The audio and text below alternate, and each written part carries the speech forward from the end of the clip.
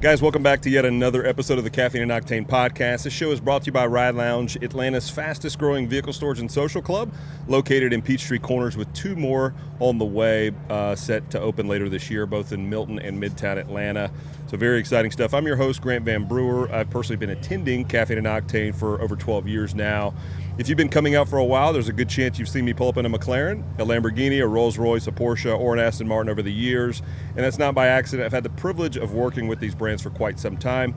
And this community has been a part of my life throughout all of it. So speaking of Caffeine and Octane, it's America's largest monthly car show, held the first Sunday of every month at Town Center at Cobb in Kennesaw, Georgia. Head over to Caffeine and Octane to learn everything about the show and to pick up the official Caffeine and Octane merch while you're there. Today I've got someone I've had the pleasure of working with alongside in Porsche, a woman who clearly has motor oil running through her veins. Please welcome Leah Voulopos. How's it going? Thank you. Doing good. Good. Happy to be here. Excellent, excellent. So you're no stranger to horsepower. We crossed paths at the Porsche store. Tell everyone, what was it like working for that brand? How was that environment? It was special. It was something like I've never experienced before. Passion is really the only way I can explain it. The passion there was something different, for sure. For sure. And then for new listeners, who is Leah Voulopos, and how would you describe yourself as a car person? Lover and hater of all things cars. I mean, we love them so much, and they drive us crazy, but that's the fun part of them. You drive them, you break them. You get sad, you fix them, but, that's kind of how it goes. And then you continue on. You make it your career then. Yeah, absolutely. And you working for brands like Porsche and Toyota, what did each of those worlds teach you with what you're doing right now? That's a good one. What did they it's different. There's, you have to look at, you got to put yourself in other people's shoes first off, and you can't assume anything about anybody. Your Porsche client is really, at the end of the day, not any different than your Toyota client. You're taking care of them in the same way. At the end of the day, it's customer service, it's hospitality. Yeah. Whether you're on the sales side, the service side, just taking care of people. Yeah. Again, like I said, whether it's a Porsche or a Toyota, at the end of the day, that's their baby. You just got to remember that. I could definitely agree with that, because once upon a time I did work at a Toyota store, my very first car gig, and then obviously years and years went by, I worked for Porsche, so I can agree there. Your current role at Flyin Wrench, how does that look like day to day? What drew you there? So I am the parts manager over at Flyin Wrench, and what drew me there is I was really interested in getting into the kind of more independent side of things, getting out of the dealership. And what drew me there is, they've got this Champ Car race team, and they drive an E30, and that really hit home for me because I've got mine. That's right. It was fun. It's family owned. It's very tight knit. We have a lot of fun, and I get to have that performance, the customized, it's not just you buy this part, that's all you get. It's a lot more rewarding. There's some flair and some variety to the Every day is in. different. Yeah. Where are they located? Where's Flyin Wrench located? They are right in downtown Woodstock, actually. Okay. Yeah. Excellent. And then just a little bit more about your origin story and kind of how cars became your thing. I mean, where did you grow up, and where did the car passion actually begin? So I grew up local. I grew up in Roswell. Car passion definitely stemmed from my brother. He's 10 years older, and so I remember being pretty young and him coming home with all these cars. I was like, what is this? What are you doing? You're tearing them apart. It was fascinating to me, and he came home with a Red E30 one day, and I was like, I'm going to own one of those one day. And so cool. Here I am, and then, I bought my first car. My dad taught me, back a trailer, change a tire, change your oil. And after that, I was tearing my car apart in the garage. Wow. What can I do? What can I get my hands on? Not knowing what a torque wrench was, but we learned. That is amazing, yeah. So the brother was the person in your life that kind of introduced you to this world. For sure. And then kind of you found your own groove along the way, I'm sure. Here's a good one here. So as a woman in the automotive industry, what has that journey looked like? The doors that open and the ones you just had to push through? It's tough. There are definitely days where you beat yourself up a little and you're like, why? Like, why did that person just, why didn't we connect or whatever? but at the same time, like, it has brought me some of my closest friends. It's very close. They've become like family, and that's what I love the most about the car community. The whole women in the car world thing is still kind of there, but I think it's changing. Yeah. I think it's evolving. Yeah, I would have to agree with that. And when did you know this wasn't just a hobby, it was something that was going to be your career?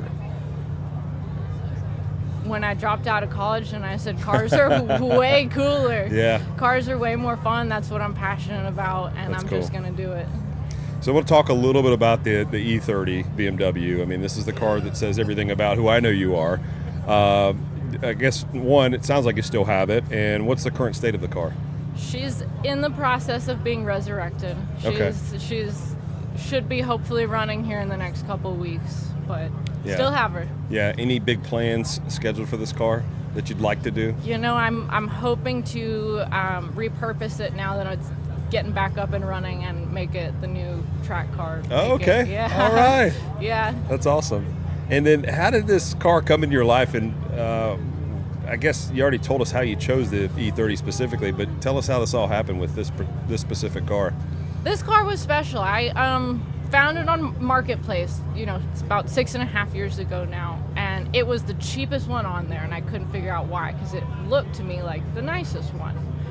And I went back and forth with the owner, and couldn't find a day to go see it. And finally I said, why do you still have this car? And he said, well, I travel for work, but I'm here this weekend. He said, and I'm very picky about who this car goes to. And I showed up, and he realized how much I was excited, and I loved it, and he was willing to sell it to me because he, I guess, had turned other people down. And he actually asked me if I'd sell it back to him the other day. And I said, really? no way. And to you, what does it feel like driving something like a BMW E30 compared to like a modern car? Raw, real, fun. It might break down. You never know. Like, that's kind of the fun in it. Yeah. And then has it ever seen any track days, or has it just been strictly on the road? Okay. Strictly road, but hopefully she's seen some. You're going to be track changing days. that. Yeah. And so what does that car represent to you beyond just a vehicle?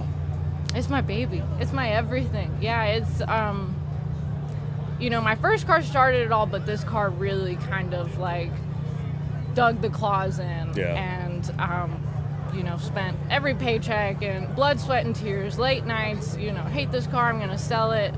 But, I can't do that. I'm too attached. It's a never sell situation for you. No way. And then, so let's talk a little bit about the Miata and life on the track. You have a Miata currently as well? I did. So I had a Miata. It was the track car. No longer, but we're working on it. How did that car enter the picture for you? I wanted something like a very simple platform, much like the E30, but didn't know that I wanted the German cooling system problems of looking for a track car. So I, where the situation I had, the Miata just made the most sense, and it's a momentum car, which makes it so much more fun to drive. Yeah. And then so it's track days, racing, or both? I'll let you tell it. Track days are all I've done, really, but if you're on the track, it's a good day. Yeah. What does the Miata give you on track that maybe some of the other cars don't? Freedom, a sense of freedom. You don't have to really, worry about anyone else. I mean, you're watching, obviously, for everyone on track, but you're really just paying attention to you and your car. Yeah. Are there any moments on the track that stand out, like a session, a lap, something that kind of clicked? Just the first lap out. The first lap out at Road Atlanta was like surreal. Yeah. Like, you grow up going to the track and you're like, wow, like those are the big cars, the fast cars, and then you get out there and it just feels like a dream. You're like, this isn't real, and it's so much bigger than I would have ever thought it was looking from the outside. So it was very surreal. Would you say that driving on the track has maybe made you better at your job? Does seat time translate to the shop floor in any way, shape, or form? Yeah, I would say so, because you kind of have to stand your ground, and like on the track you want to stand your line, right? Yeah. Like if someone's pushing you, you don't want to move good. over because they're going to take your line. It kind of goes the same way at work, especially being a girl. You got to really like stick it to them sometimes. Absolutely, yeah. And I'm sure like having that experience in conversations with customers comes up, and they're allows you to be more relatable, things like that. Yeah. Let's talk a little bit about the overlanding side. I've seen your social. It looks like you've taken things off-road a little bit. Is there a Toyota Land Cruiser that's in the mix? Yep, okay. I do have a 100 series as well. Big Perp, I call it. Big Perp. Yeah. And what drew you to that specific vehicle? When did this kind of say, you know what, I think I want to go in this direction automotively? Yeah. I love the powertrain in that car, so that was a big thing, knowing it's bulletproof. Yeah. I actually was looking for something to tow the Miata to the track at the time, and to me it just kind of made sense. It checked all the boxes a little. It could do the daily thing and do the towing thing. It actually never towed, but it's still on daily duty, and yeah, taking it off-road, it's very capable. It's a very capable vehicle. Yeah, and so track days and overlanding are about as opposite as two things can possibly be in our world. What does each one give you that the other can't? An escape. Yeah. Just something different, like just getting off, the crowded highways, things like that, whether it's, at the track or, on a dirt road. It's kind of the same feeling of you in the car. Yeah, where have you taken it so far? A lot of North Georgia stuff, just stuff up north. Nothing too crazy yet because it is still daily duty, but hopefully one day we'll take her across the country. Okay, so overlanding is growing in your world, you would say? Yeah, it's a good way to get away, and it's a little cheaper than the track days, I think. Yeah, I bet. Yeah, going through tires every time. Yeah. Yeah, and so I want to talk a little bit more about women in the car world and caffeine and octane. The automotive industry is still heavily male-dominated. What does navigating that look like across Porsche, Toyota, and the shop world? You've had some years under your belt now. Yeah, it's it can be very difficult. And what I've learned most is just you can't be scared to say I don't know. Yeah. You've got to be able to say I don't know the answer to that question, and then you've got to be okay asking questions. Yeah, absolutely. Has there been a moment where being a woman in the space has worked in your favor?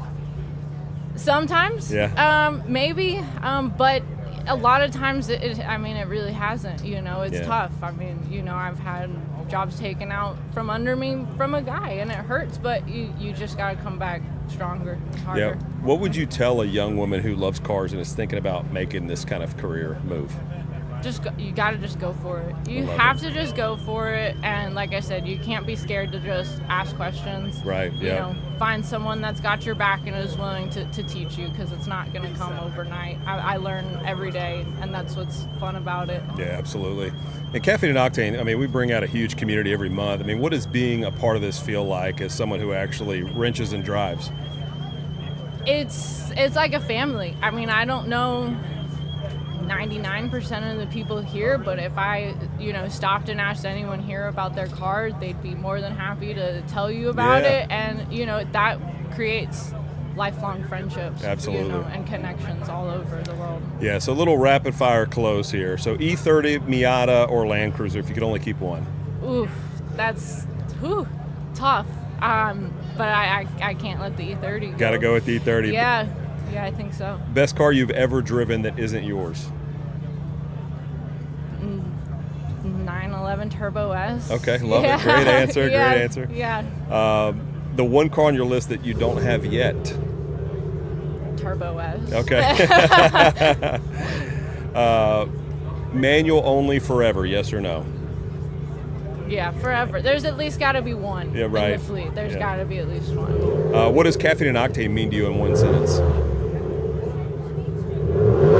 Family, passion, community. Yeah, all the right stuff. And last one, where can people follow your journey, Leah? I'm on Instagram, Facebook, Flyin Wrench. I'm there every day. But yeah, awesome. Just the basic socials. Well, good stuff. Well, thanks for coming by and sharing some of your story. Yeah, and it's nice to have a lady on the podcast for once. Yeah, it was fun. Thanks so much, Leah. Appreciate it. Alrighty, thanks. Well, it was another great show today at Caffeine and Octane. Grant here, and what a beautiful day it is. The cars are rolling in. The energy is incredible. And as always, the show is completely free thanks to our amazing sponsors, And hey, you may have noticed this great hoodie that I've got on today. Be sure to check it out at caffeineandoctane.com. That's where all the merchandise is. Again, a very special thanks to everyone who has stopped by to pick up their Caffeine and Octane merchandise. We truly appreciate the support. If you haven't grabbed yours yet, head over to caffeineandoctane.com and check out the official CNO merch. Every purchase helps keep this community going. We'll see you at the next one.